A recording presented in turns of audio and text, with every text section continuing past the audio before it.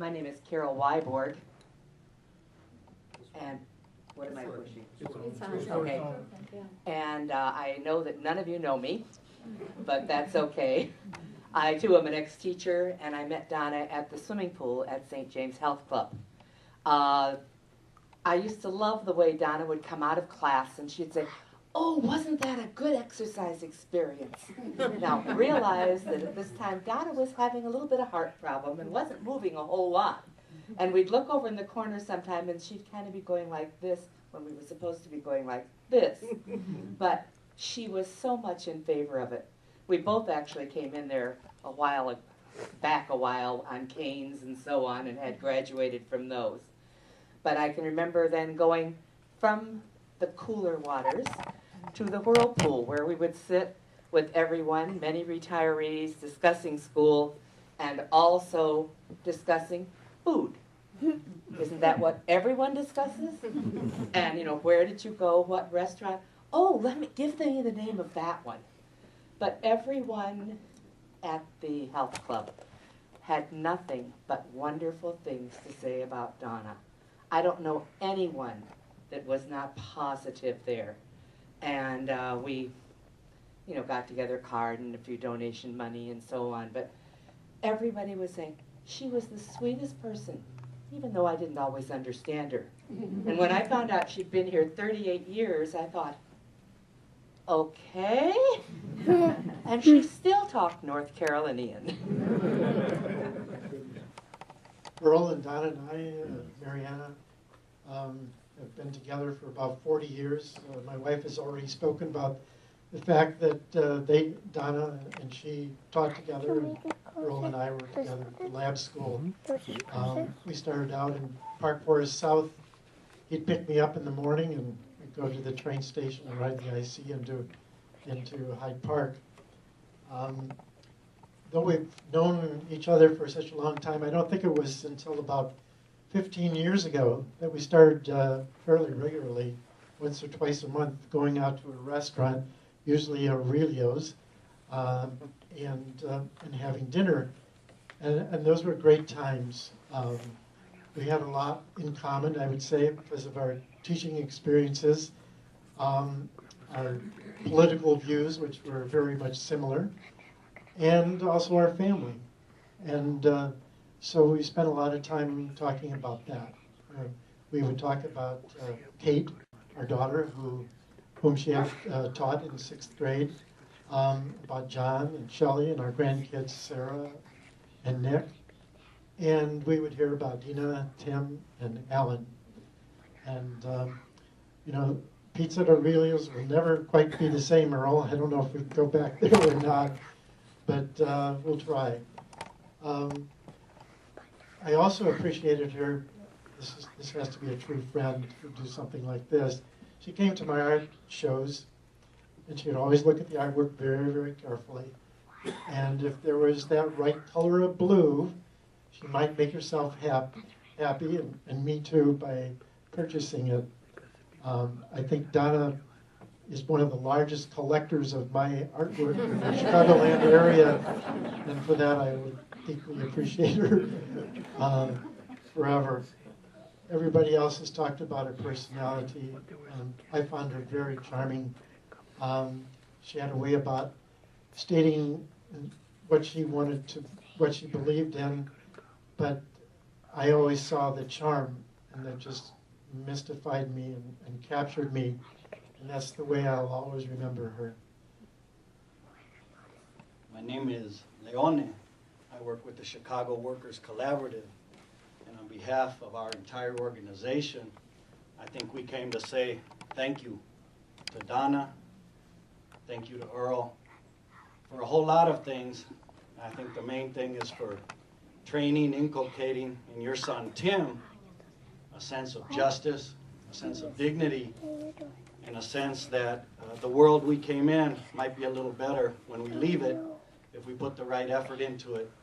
And that struggle for justice, for worker rights, that comes from Earl, comes from Donna, is alive in Tim, Dina, Alan, and those of us from the Chicago Workers Collaborative would like to say that we can think of no greater gift that someone can leave on this earth than to leave that sense of dignity.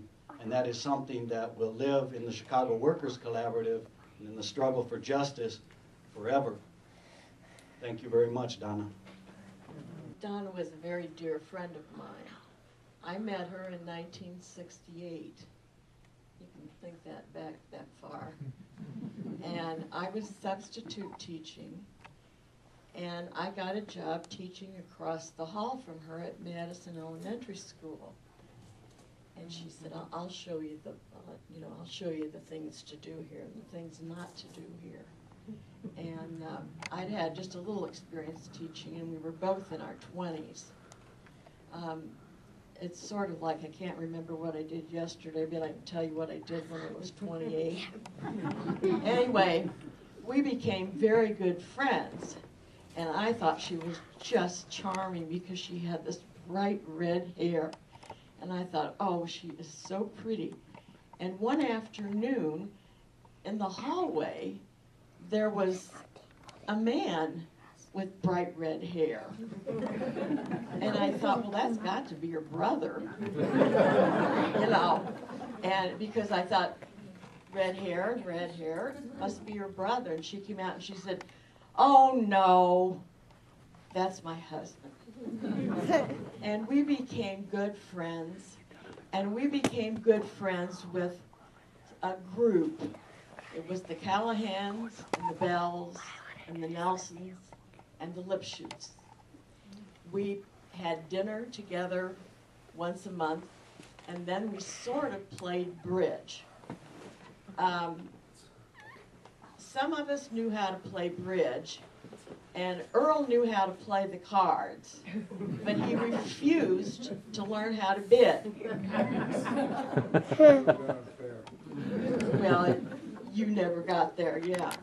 And Donna used to get so mad because she'd say, Earl, that's not the way to bid. Earl didn't care, he kept on it. But we always liked to go to Donna's house, Donna and Earl's house when it was their turn, because we always hoped that she'd fix fried chicken.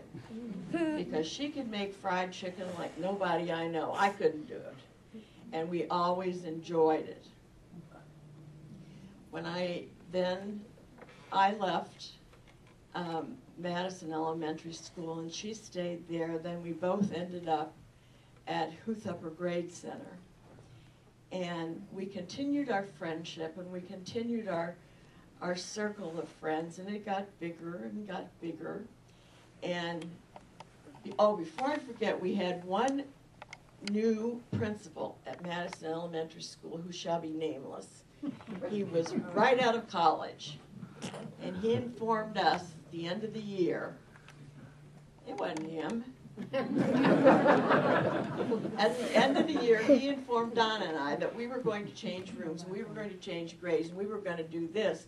And Donna and I got together and said, we're not going to do that. And Donna said, do you think you'll make us do it? And I said, he can't make us do anything. And needless to say, we stayed together. And he didn't make us do it because he knew that we'd just mess it all up for some reason. But the last year that I taught, I had been teaching 8th graders. And I have to tell you the truth, I didn't like them. You know, they were just ready to go to high school, and they knew everything there was to know. And I went to Nello, and I said, Nello, do one thing for me. Next year, let me work with Donna. And I did. She's been my friend ever since. We had lunch together on Wednesdays, and we talked about so many things, and she talked about how she loved not only Earl, but Dina and Alan. And we talked about when I got my knee fixed, which I haven't, and she got her heart fixed, we were going to take walks again. And I hope she's taking walks again. Thank you.